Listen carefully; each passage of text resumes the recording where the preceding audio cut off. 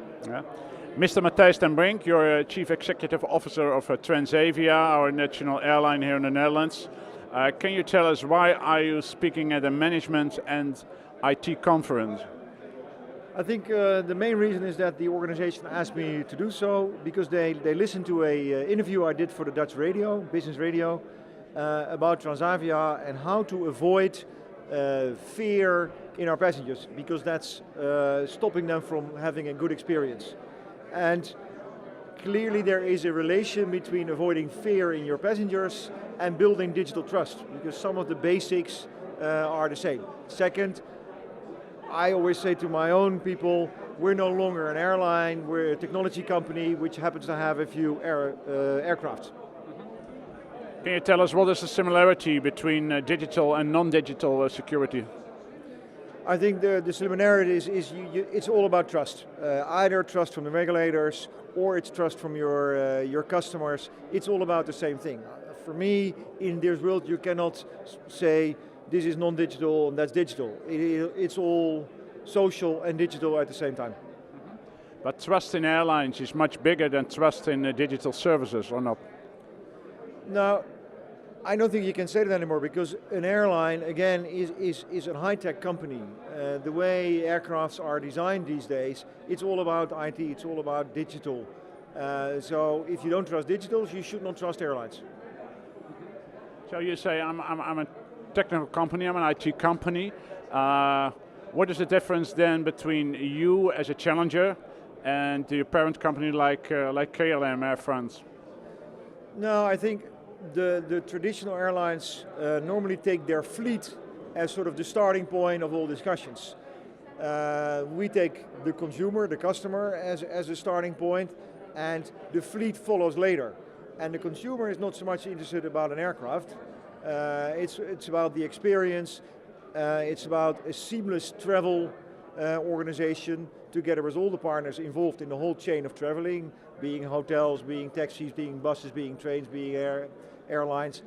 And that's what we're trying to offer. So I think we take a different starting point, even though our organizations may look from the outside very similar. That different starting point is creating, I think, the disruption in the industry. Mm-hmm. And in what way? Is that the consumer feels, certainly with, I think, Transavia, because that's what we get back from them. It's not because I say so, it's because we ask them and they tell us so. They feel that it's much more co-creation, whether it's on board or whether it's building our new website or whether it's creating new services, than it's with a traditional airline who says, this service is good for you. We don't pretend to know what's good for our customers. We think they know much better, and we take that as a starting point. What were the main changes in IT and digital services in the last, let's say, 2 years? I think the biggest two main things. One is mobile. You have to be where the customers are, and at the moment they want you to be there. And second is data. What can you do with it? So, but also the risks of losing data. And I think those are the two main changes we're talking about. Let's start with mobile. What percentage of your customers already book mobile? Now the interesting part is that more than 50% of the visits on our website are mobile, but the bookings are still for 60% done from a desktop. So apparently there is not only a distrust in digital in general, but more on mobile than there is on desktops, which we today cannot really explain. So we're trying to find out why is that, do we see that discrepancy. For the rest, it is, mobile is all type of different devices, so being responsive and again being there when the consumer wants you to be there, when he thinks about traveling, you need to be there. You need to be not in his face in a bad way, but you need to be available with the right type of information he's looking for. That could be inspiration, that could be a low price, it could be the right destination, it could be anything. But you have to be there with the right information. You told us about data, don't let us say big data, but it's maybe about using lots of data. And what are you doing with that? Now one, we're using it to offer across all traveling the passengers a better service. So either we give that information to our cabin staff so they know much better who they have on board, because they know from previous experience that this certain customer likes to sit in this certain seat or likes to have this type of coffee or whatever. Second, it is to offer more inspiration. We know what a typical passenger likes type of traveling, and we can give him inspiration for his next or her next travel. And we do it for pricing. So we're trying to really understand booking behavior in order to have the right price available at the right time. Which means we pay higher prices because of you using data very well? No, you're paying fair prices because you pay the price you are able to pay and you want to pay. And we know what type of consumer you are. We can know that you're a consumer who really doesn't care where he sits, what we do with his luggage, what type of coffee he drinks, whatever. We could know that. Now we don't know, so we offer you a same type of service, same type of price as any other passenger. With data we can actually differentiate and have a customized offer to you. Can we simply say that data is the reason why the revenue of Transavia is growing?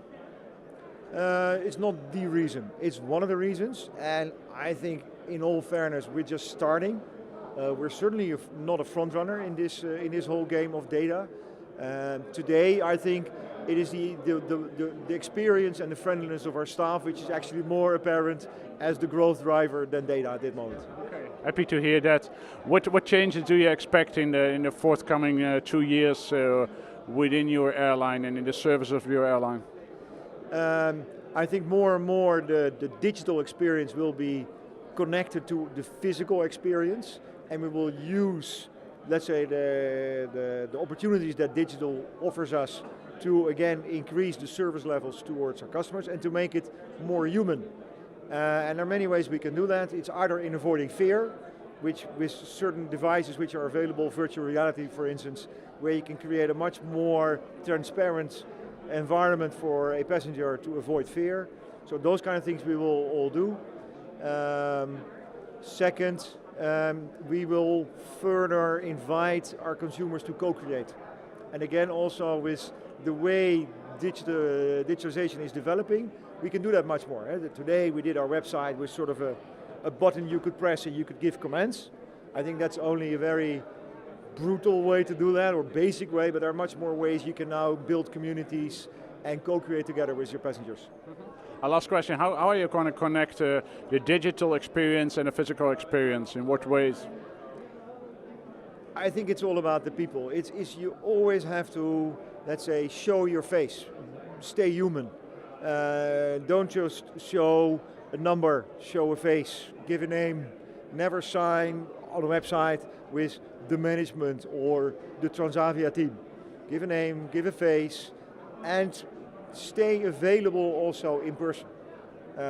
Which I do personally because I walk around on the airport, I'll talk to people at the check-in, I will go to the gate and wish them happy traveling or whatever. So you have to at the same time show your face and improve your service. Yes, but on your website of Transavia, I don't meet people. No, so again, there's room for improvement. It's a very natural, intuitive website, that's the good news. But is it the human website we have in mind? No, not yet. So again, that's something we need to get better at and never forget, because in the end, where we come from, it's our cabin staff and the friendliness of our cabin staff that makes us what we are today. We should never lose that in our ambitions to become the best digital airline. Okay. Thank you, Mr. Brink. Thank you very